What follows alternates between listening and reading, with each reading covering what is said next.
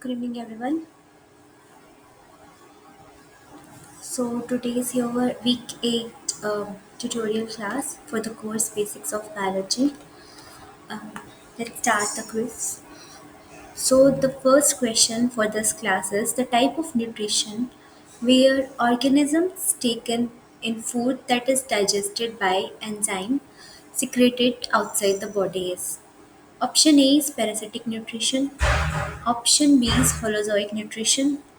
Option C is saprophytic nutrition and option D is autotrophic nutrition.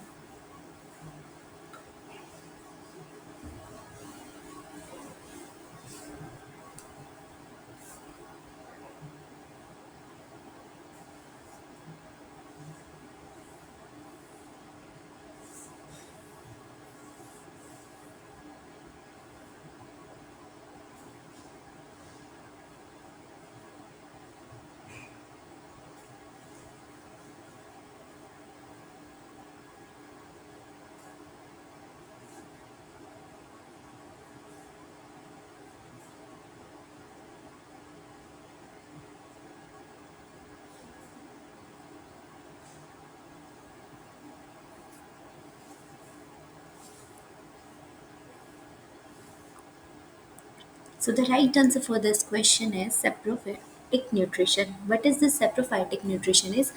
It is a type of heterotrophic nutrition in which organisms obtain their nutrition from the dead and decaying organic matter. Then we call it as saprophytic. And these organisms called the saprophytes because they secrete the digestive enzymes outside their body to break down the complex organic substances into the simpler one. And then these nutrients are then absorbed by the organisms. So the only type of nutrition where organism taken food after like they secrete out the digestive enzymes and then all the food was digested by those enzymes and then it will consume. So example of this saprophytic organism is fungi and bacteria. In fungi, here we can see that this is the mushroom, mold and yeast, and also the bacteria are also under this saprophytic nutrition. So moving to the next question, the intestinal parasite which multiplies inside the host cell and is life-threatening is option A is Anopheles mosquito, option B is Plasmodium, option C is hookworm, and option D is Ascaris. So 2 minutes time.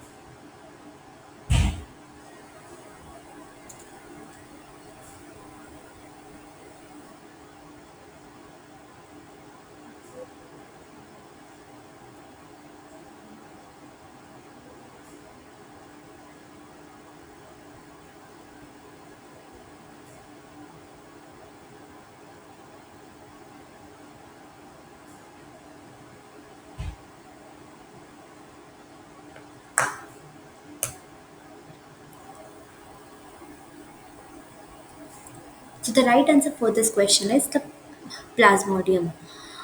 So this Anopheles, it's a vector. Plasmodium is a parasite which multiply inside this host cells. What is this Plasmodium is?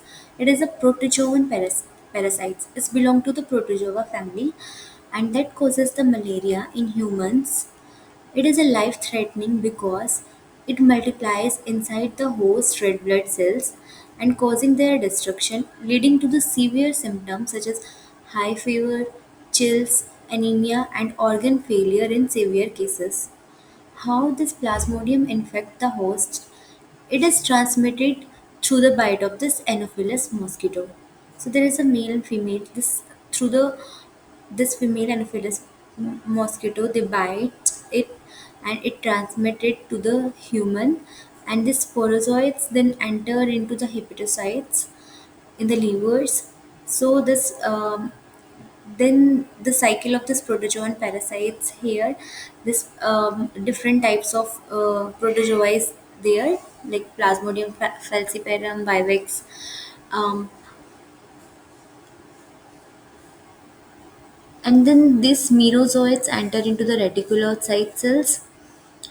After that, it will form the ring-like structures, and then trophozoites will form and the cyzoids, and then this RBC rupture and they will release the merozoites, and which will leads to the fever-like symptoms again. And these merozoites and then they give rise to the gametocytes and then will to the male and female gametes. Like that, this happens. So it is this infect the host cells. It is transmitted through the bite of this infected Anopheles mosquito. This parasite enters the bloodstream and then it will travel to the liver, and where it multiplies. It then invades the red blood cells where it continues to reproduce and destroy the cells. This cycle leads to the symptom of this malaria, and which can be fatal if not treated. So moving to the next question, the mechanism of digestion in human follows the order. Option A is first is ingestion and then followed by the breakdown of food by the mechanical and enzymatic ways, and then absorption and then the removal of waste. Or the first step for the digestion is it breakdown of these foods by the mechanical and enzymatic ways, and then the absorption and then ingestion and the removal of waste. And in the option C is that first is absorption and then ingestion, and after that breakdown of this food by the mechanical and enzymatic ways, and then removal of waste. And last option is absorption, removal of waste, and the ingestion. So we have a 2 minutes time.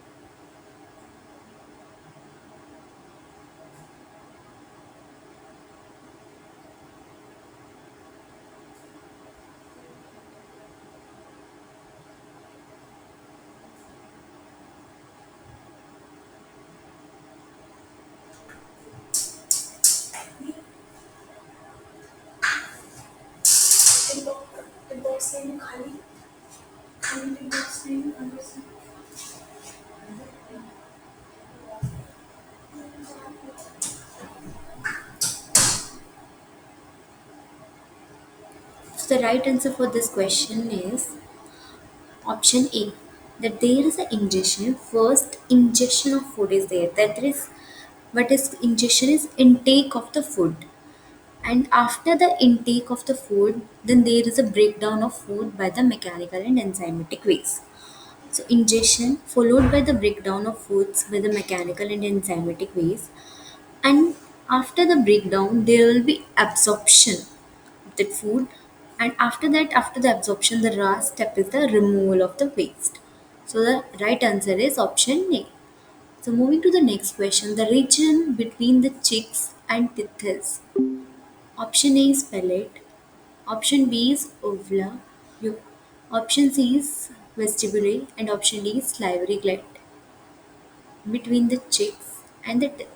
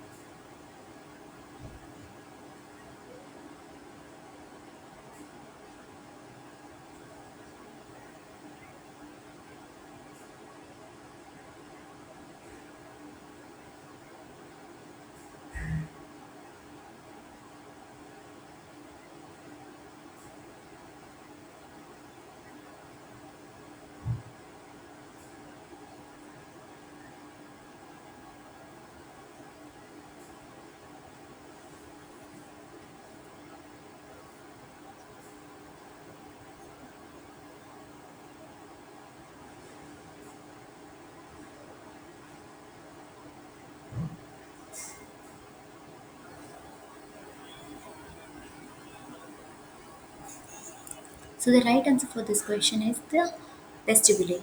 So what is this vestibule is? The vestibule is a space or region between the cheeks and the teeth or gums.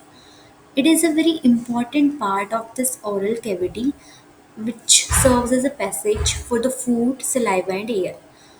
So this is the space that this one is the teeth and this one is the cheek. So the space between the teeth and cheek we called it as the vestibule of mouth. And what is the function of this vestibule is it acts as a space where food is sometimes temporarily stored before the chewing. And also it help in the movement of the food during the mastication, that is chewing process. Also it allow for the speech and facial expression, and it also contains some opening of the salivary gland which secrete the saliva, that is salivary amylase enzyme, and that enzyme help in the digestion of the food. So moving to the next question, the involuntary muscle contraction in the esophagus for downward movement of food is controlled by option A is peristalsis, option B is pyloric acid, option C is churning, and option D is medulla oblongata. 2 minutes timing.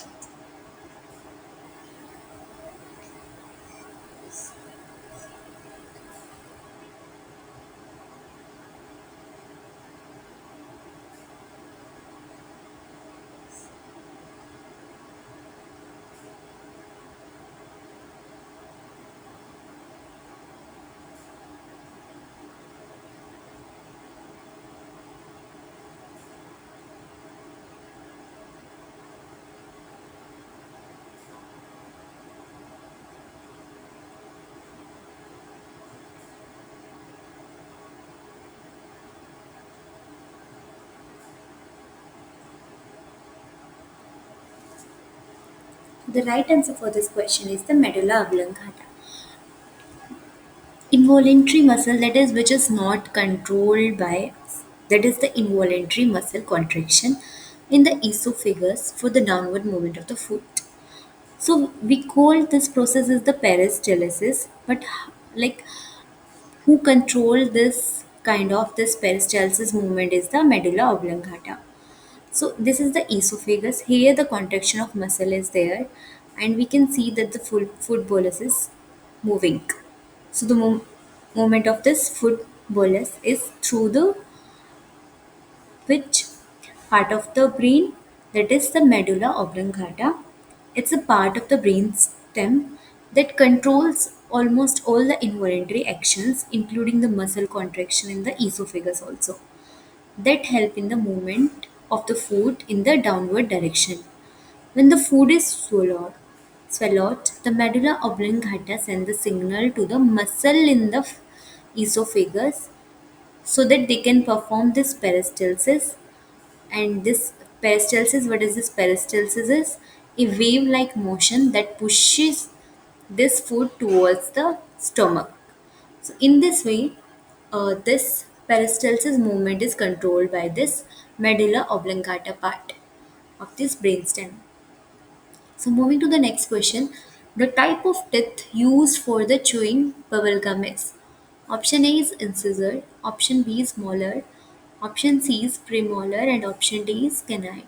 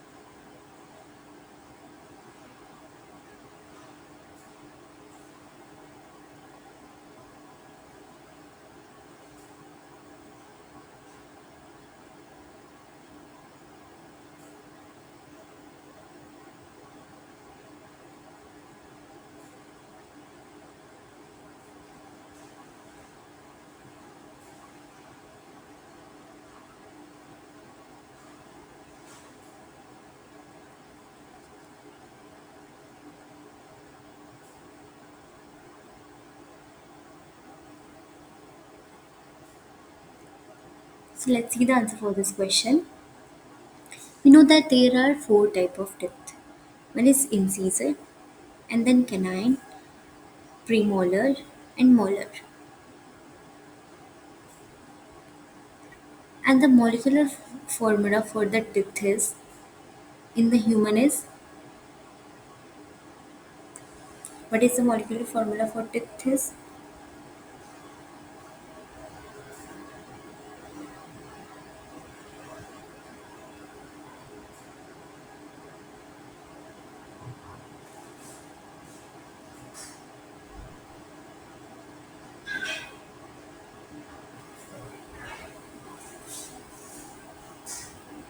2, 1, 2, 3 divided by 2 and 2, 3. And here this 2 is incisor, and then canine, and then premolar, and then molar. So like each quadrant, that is half of the upper lobe and half of the lower jaw, it is made up of this 2 and 2 3 upon my 2 and 2 3. That this is for the upper and this one is for the lower jaw. So these represent the number of each type of tooth in one quadrant of the mouth, that is half of the upper or the lower jaw. And when we see that the how many teeth are there, that means this 2, that means upper half, it is 2 into 2 4, and 4 in the lower, that means total 8 teeth is there, like that one. And because it's a like quadrant in the form of quadrant, but there are two sets upper and two upper and two in the lower, that means total 4 teeth. And then 4 canine, like that, and this 12 is molar. So total 32 teeth are present in the adult. So why this only this molar used as a help in the chewing? Because they have a very broad and the flat surface that helps in grinding and the crushing of the foods. They exert the strong pressure which help in breaking down the food very efficiently.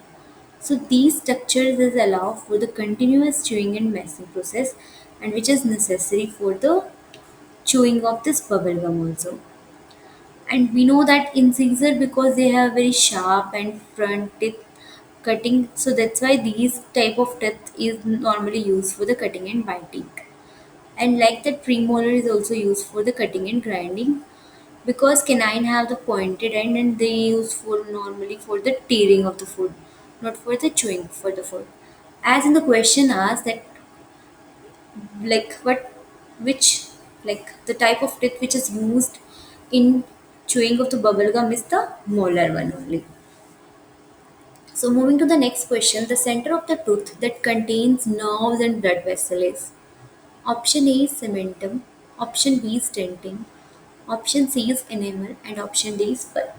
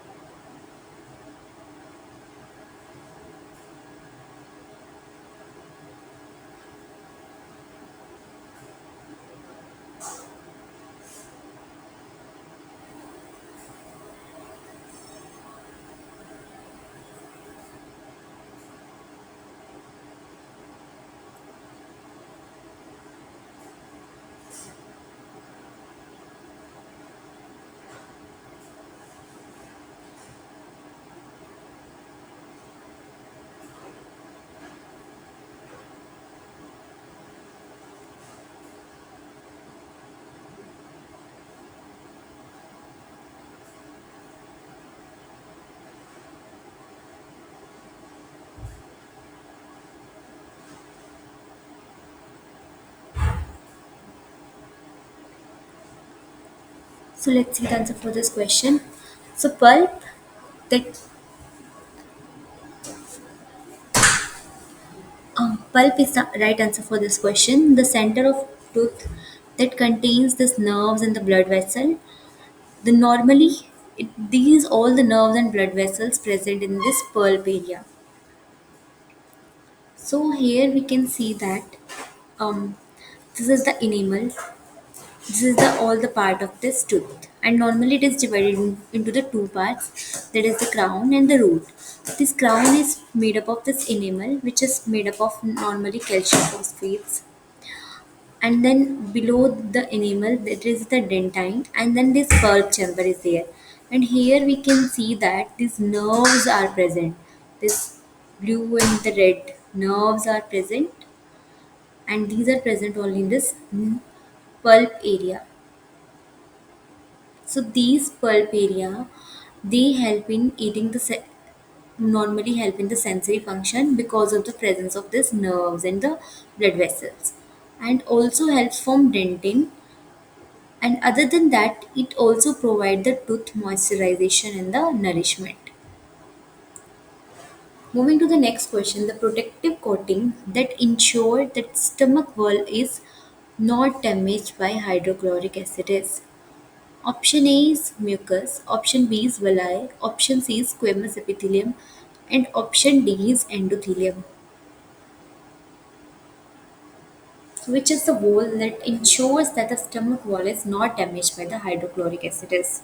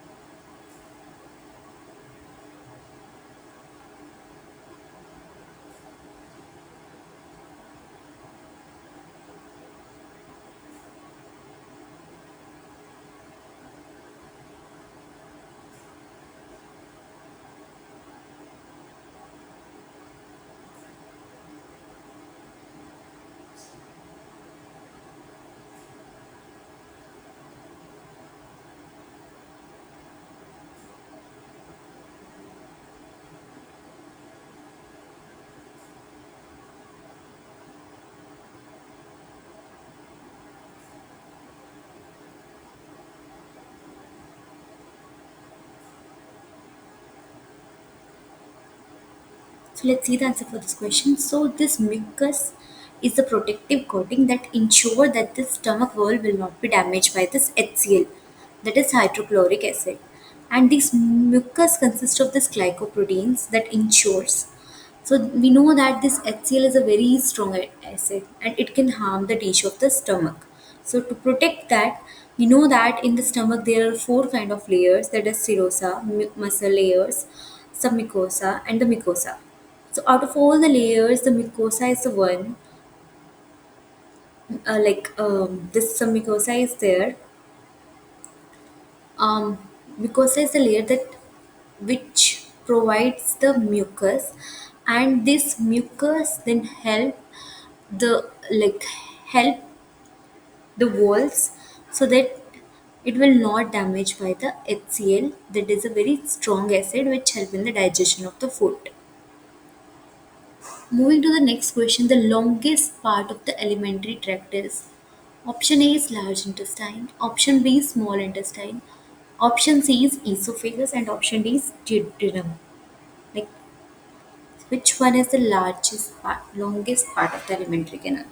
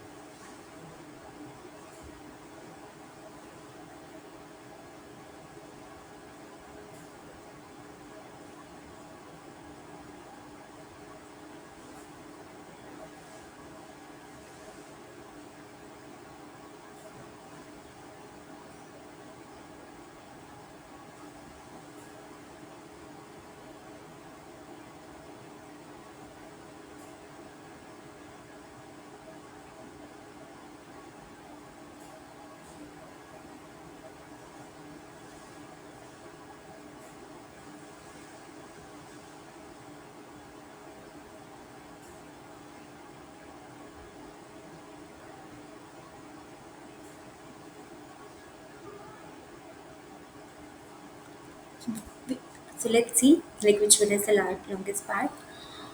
So the small intestine is the longest part of the alimentary tract. And here we can see that the small intestine have this three parts, that is duodenum, jejunum, and the ileum. This is the mixed bowl, that is the acid neutralization part also called, and this jejunum have the bulk of chemical digestion, and also the nutrition absorption starts from this here. In the jejunum, normally the absorption occurs. And in case of ileum, this vitamin B12 absorption is in this ileum only, ileum part. So main function of this small intestine is digestion, absorption of nutrition. 90% of the nutrition is absorbed by the small intestine part only. So these are the largest part, and how much larger is approx 3 to 7 meter longest. Small intestine ranges from the 3 to 7 meter. So it is like that much long. And if we'll see the like part wise length, then duodenum have this 12 inches, the shortest out of all the three. And this duodenum is the 2.5 meter long. Most of the digestion happens in the jejunum only, and this duodenum normally help in the mixed bowel, that is a fixed shape and position, and also the acid neutralization part. And ileum, which is like longest part of the small intestine, that is 3.5 meters, and most of the absorption take place in the ileum only. And then there comes to this wall, sickle wall, that slit walls that help movement of the food into the large intestine. So moving to the next question, the backflow of the fecal content from the colon, which is part of the large intestine, to the ileum is prevented by option A is ileum, option B is pyloric sphincter, option C is ileocecal wall, and option D is villi.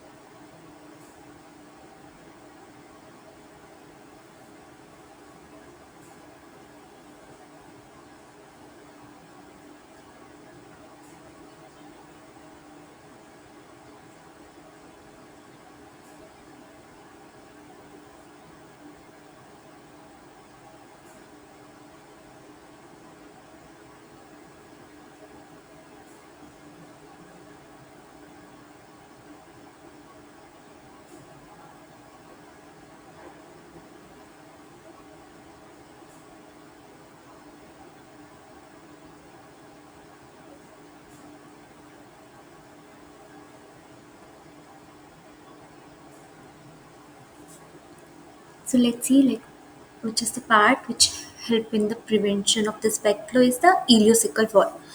And it is the interface between the ileum, that is the terminal small intestine part, that is the third, like the last part of the small intestine, and the large bowel.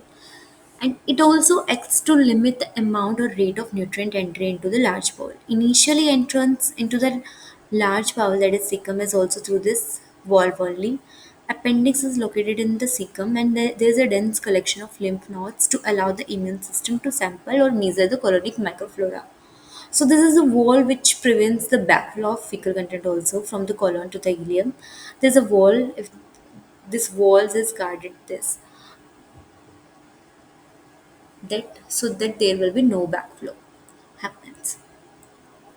Moving to the next question, the correct order of the large intestine is option A is ascending colon to transverse colon, then descending colon, then sigmoid colon, and the rectum and anus.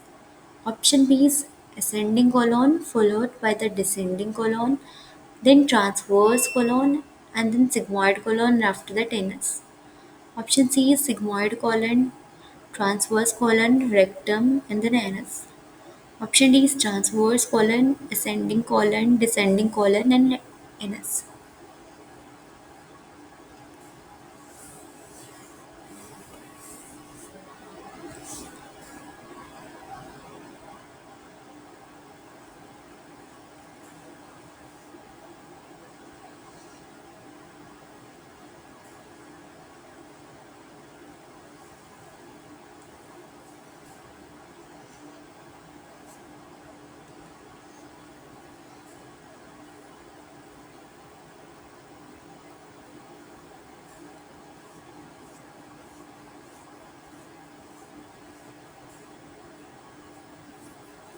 Okay, let's see the answer for this question.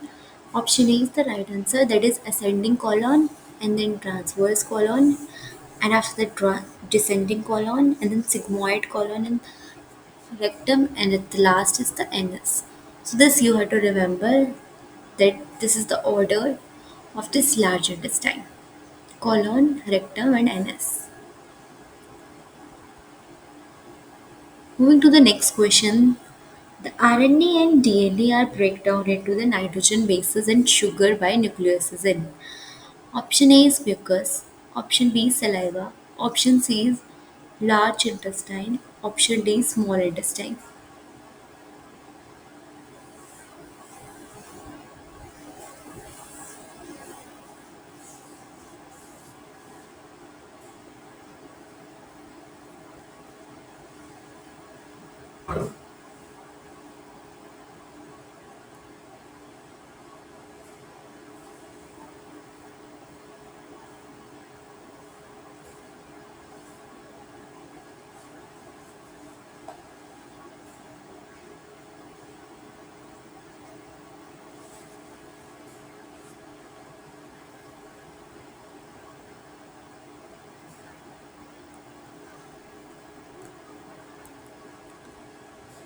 Okay, let's see the right answer for this question.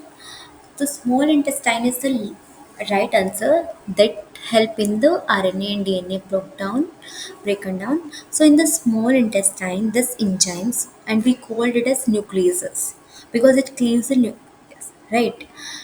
Um, because it's break down the RNA and DNA, and which is the nucleic acid. Right, we have a two type of nucleic acid. One is RNA, that is ribonucleic acid, and another one is the DNA, that is deoxyribonucleic acid. So in this small intestine, this nucleases break down this RNA and DNA into their smaller components. And which smaller component? We know that these nucleic acid is made up of three parts, that is one is nitrogen base and then sugar in the phosphate group, and in the nitrogen base it is made up of adenine, guanine, thymine, and cytosine.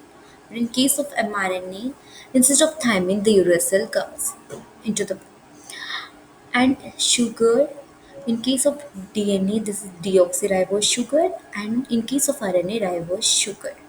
So it will convert it into the small components and the phosphate group which provide the charge to the DNA and RNA.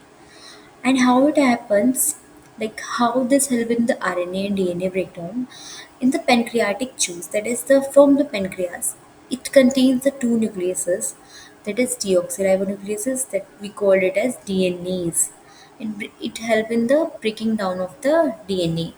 And another one is the RNAs, and RNAs help in the breakdown of the RNA. So these enzymes, both of the enzyme, that is DNAs and RNA, they act only in the small intestine. And in this small intestine only, the nucleic acid and then digested into the basic building block for absorption into the bloodstream. So moving to the next question, the cells that secrete intestinal antimicrobial protein and also lysozymes. Like, what are the cells that secrete this intestinal antimicrobial proteins? Option A is goblet cells, option B is chief cells, option C is Paneth cells, and the option D is enteroendocrine cells. So, what are the cells that secretes these proteins? Intestinal micro.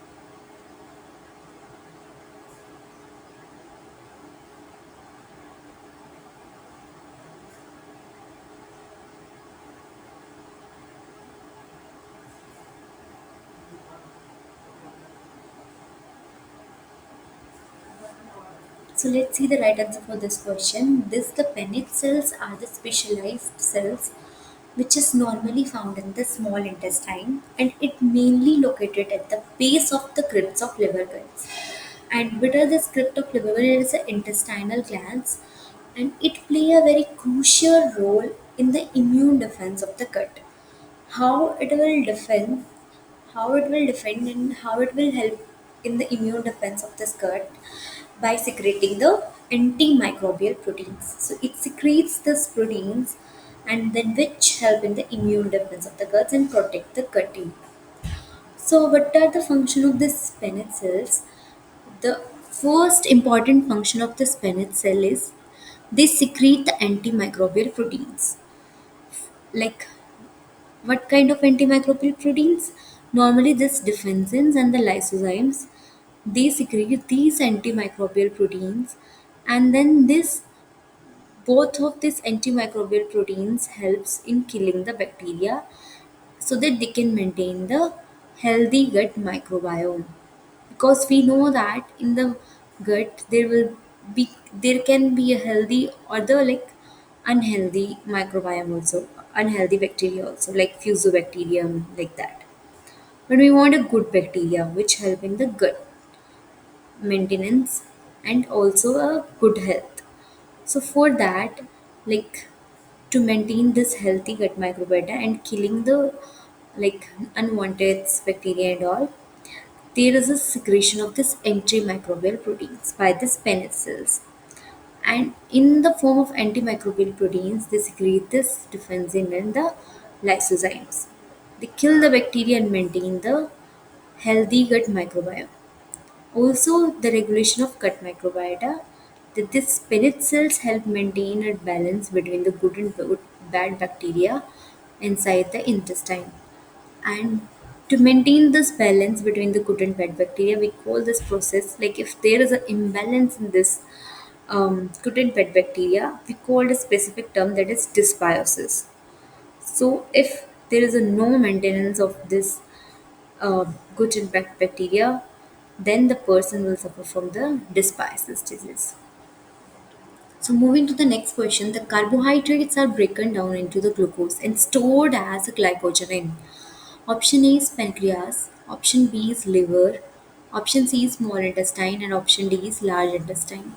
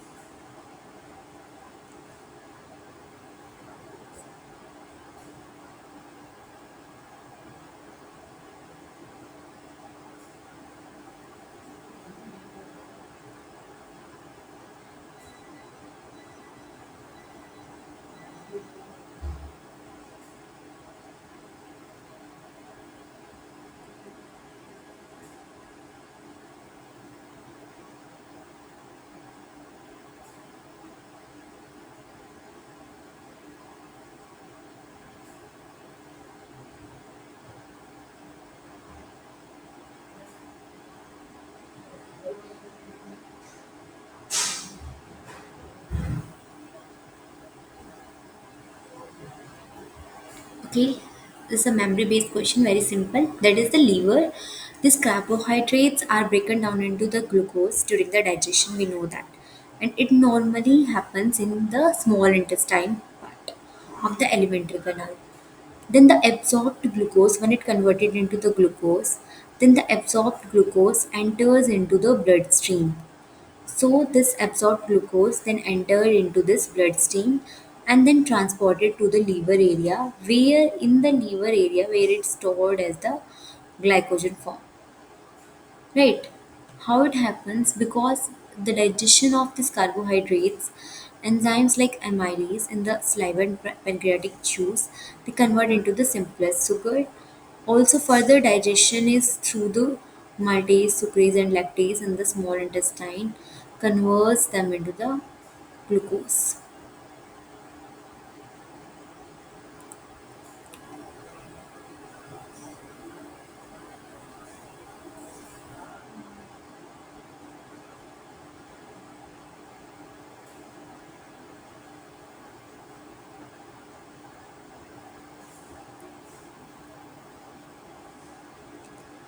Sorry, the right answer for this question is the option C, small intestine. That the carbohydrate are broken down into the glucose during digestion, primarily in the small intestine. Moving to the next question, the cholesterol esterase and the phospholipase enzymes are produced by the option A is pyloric, option B is pancreas, option C is liver, and option D is duodenum. This is also a memory-based question that these enzymes are produced by which organ? Like pyloric, pancreas, liver, or duodenum? Which part of the body? So let's see the answer. That is the pancreas. These cholesterol esterase. What is this cholesterol esterase? It's break down the cholesterol esterol, that is a stored form of cholesterol, into the free cholesterol and fatty acid for absorption. Also, it helps in the digestion and metabolism of dietary cholesterol. Another is the phospholipase, that is also called it as phospholipase A to break down these phospholipids into the fatty acids and the lysophospholipids. And it's helping the digestion of fats from the bodies like yolk, dairy products, and the meats and all. So these are the enzymes, and they normally produced by this pancreas. Moving to the next question, the disease caused by the severe vitamin D deficiency is option A is marasmus, option B is kwashiorkor, and option C is constipation, and the option D is osteomalacia.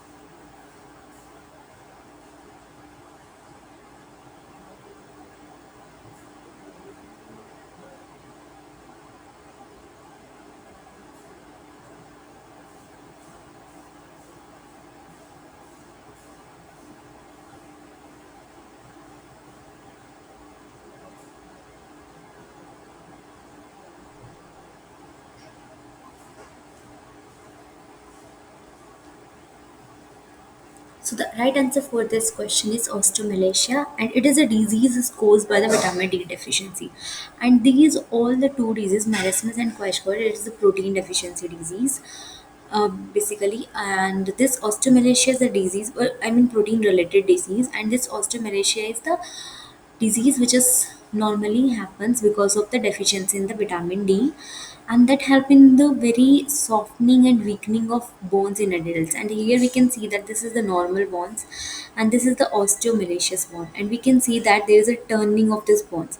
Here like that bones is there, but here like some turn is there because of the presence of this, because of the deficiency of this vitamin D. Vitamin D, we know that it is very helpful in the absorption of calcium and phosphates, and also phosphorus, and which are necessary for the strong and healthy bones. So these you have to remember that there is a disease which goes like which is by the severe vitamin D deficiency is the osteomalacia. Moving to the next question, the buildup of which waste material into the blood leads to the jaundice?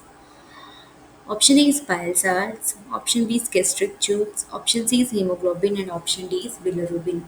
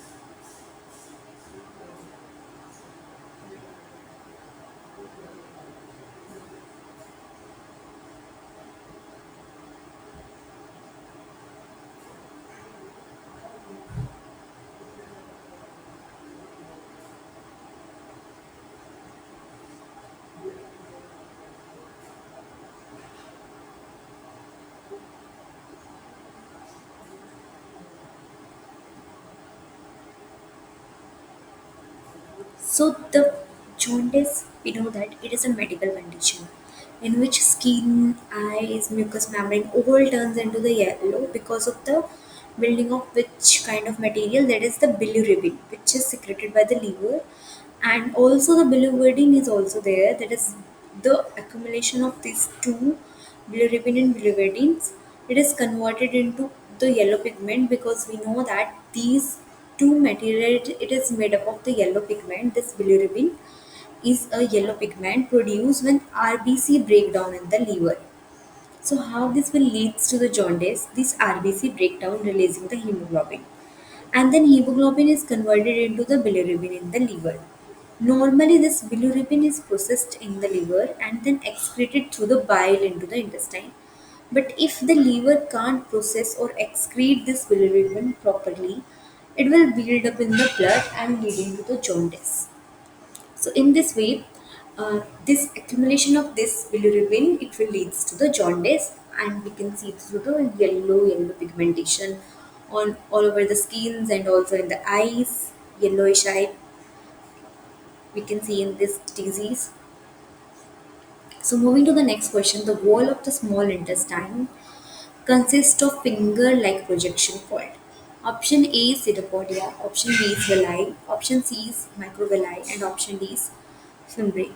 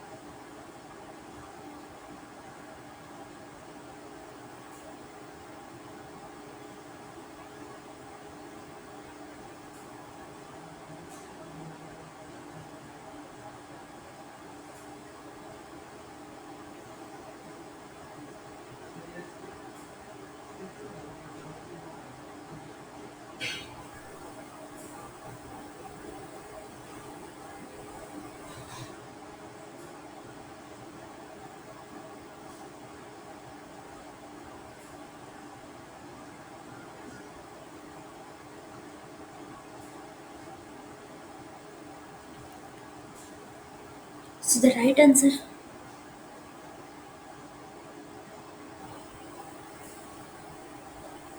for this question is the villi. Here we can see that this is the finger-like projections inside the intestine is present.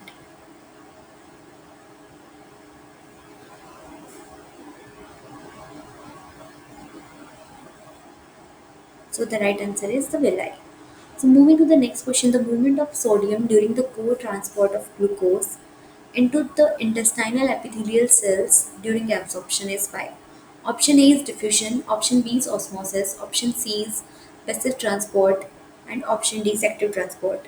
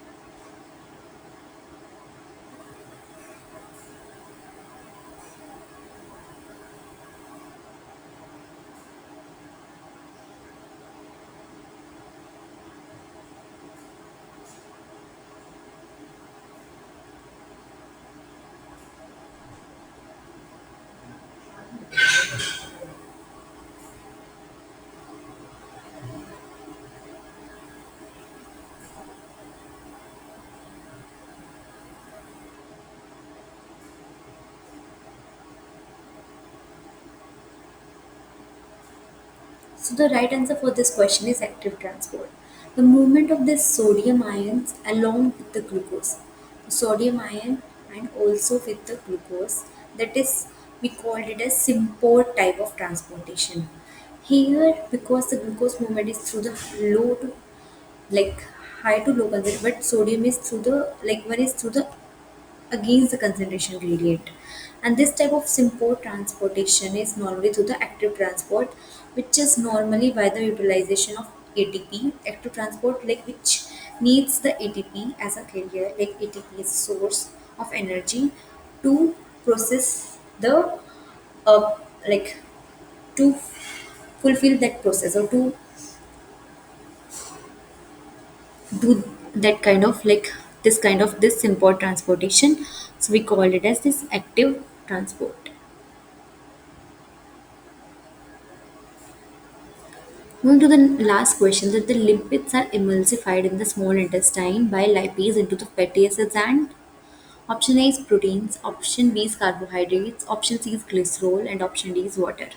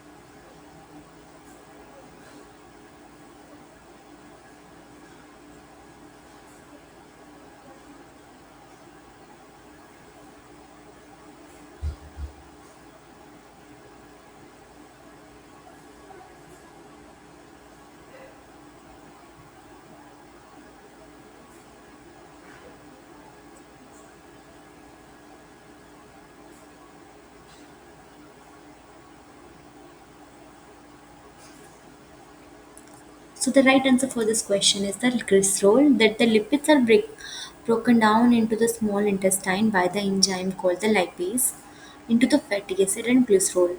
Here this lipase enzyme converts these lipids into the fatty acids and the glycerol, and this process is very essential for the fat digestion and the absorption. How this lipid digestion occurs? First is emulsification by the bile. Bile, it is produced by the liver organ and stored in the gallbladder, which emulsifies the fats into the teeny droplets to increase the surface area for the enzyme action. And then the lipase will come into the play, and it will secrete the pancreatic lipase enzyme, which break down the is fats into the fatty acids, the fatty acid which is used for the energy source or the cell membrane, and also to the glycerol that is help in the use in the metabolism and converted into the glucose. So in this way, this lipase convert this fat into the fatty this lipids or fat into the fatty acids and the glycerol. So that's all for the today's class. Thank you.